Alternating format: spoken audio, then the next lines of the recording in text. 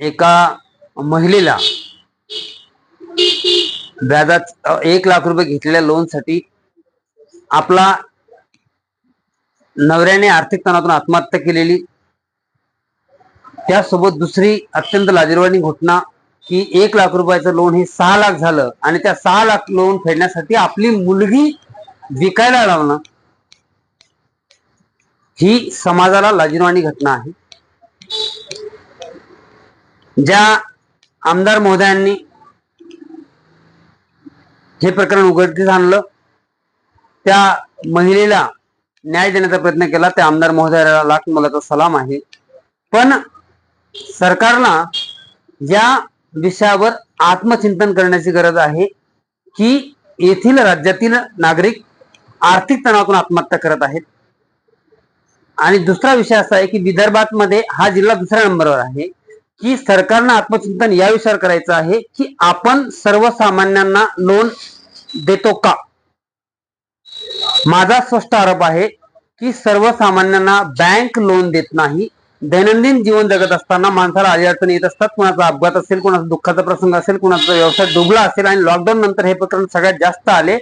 सगळ्यात पहिला माणूस जातो तो बँकेकडे की कमी व्याजदर असावा म्हणून। पण बँका सगळ्यात पहिला प्रश्न विचारतात, सरकारी बँका, की तुम्ही नोकरीवर आहेत का। दुसऱ्यांदा जातो तो पतसंस्थेकडे, पतसंस्था मॉर्गेज केल्याशिवाय, मॉर्गेज असेल तरच उभं करतात, बाकी तो प्रसंग कसाही असो। 70% पतसंस्था अशा आहेत। त्याच्यानंतर त्यांच्या कटोत्या, त्यांचे प्रत्येकाने घरातील एक व्यक्ती एजंट बनवून ठेवलेला इन्शुरन्स कंपन्यांचा, त्या सगळ्या कटोत्या घेऊन ते परवडतं का। तिसरा विषय खाजगी फायनान्स, बचत गट वगैरे, तर यामध्ये बचत गट महिलांना म्हणजे पुरुषांना लोन देत नाही, ते महिलाच लागतात। त्यांना नेमक्या महिला का लागतात याचंही आत्मचिंतन सरकारने करावं।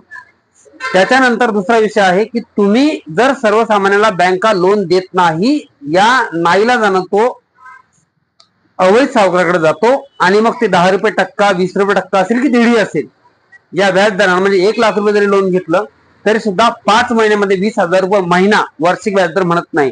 तुम्ही सरकारी नोकर आहे, जो मोठी हे आहे, ज्याच्या ITR आहे, त्याला 10 रुपये 7 रुपये टक्क्यांनी वार्षिक टक्क्यांनी व्याजदर मिळतं आणि या गोरगरिबाला सर्वसामान्य हातमजुराला 20 रुपये टक्क्यांनी व्याज द्यावं लागतं।